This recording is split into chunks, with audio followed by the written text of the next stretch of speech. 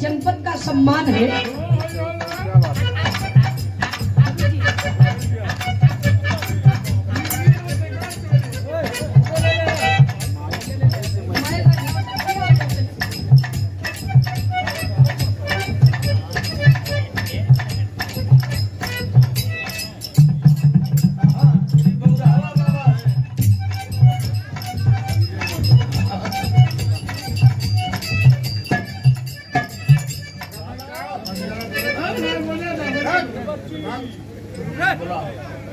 श्रीमान जी संजय यादव जी धानापुर जनपद चंदौली की पावन सरजमी से सुंदर पुष्पहार एक दुपट्टा अंग वस्त्र सादर 501 रुपया दे करके सम्मान किए।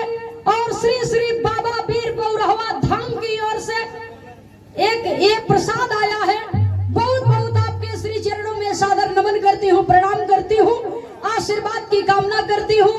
और बिरहा जगत के बड़े शानदार अभिभावक हैं आप, और बिरहा कलाकारों को बहुत बड़ा आशीर्वाद आप देते हैं। बहुत बहुत सादर नमन है। जय माता दी, जय श्री कृष्ण। जय बाबा। संजय कार्यक्रम वही है साथ के हम एक बात सुनिए पड़ेगा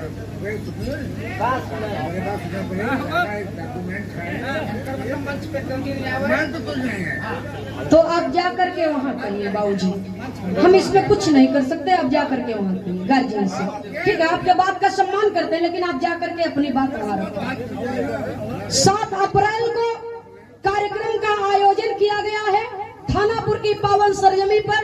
गायक कलाकार हैं प्रमोद लाल यादव गाजीपुर और गायिका रवीना रवि रंजन। बिरहा का आनंद आप लोग लेंगे। बहुत बहुत सादर नमन है आपको।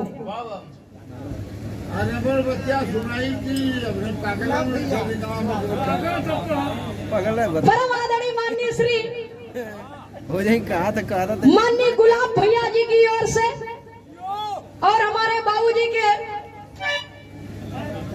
लड़का हुआ आपके तरफ से, ठीक है? हमारे भैया हुआ सुंदर पुष्पहार सादर 501 रुपया दे करके सम्मान किया गया।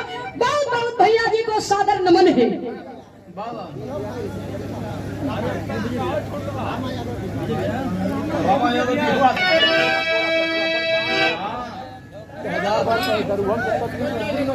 हम सब समझ ले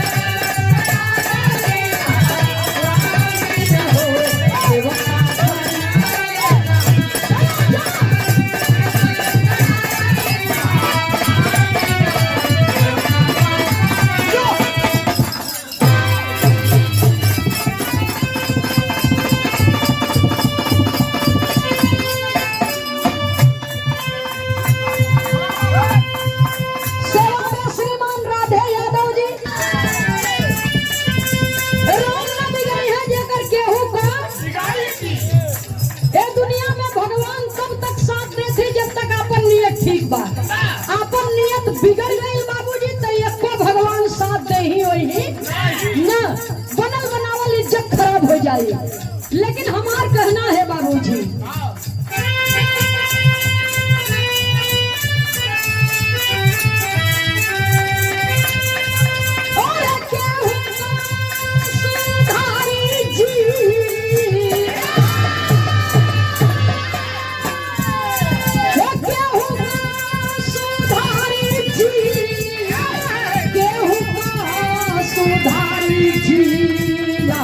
बिगारी होकर आप ये बिगारी होकर केहू का सुधारी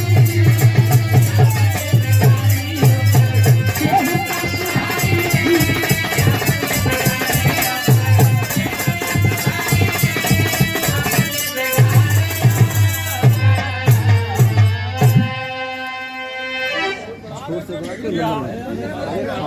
के हम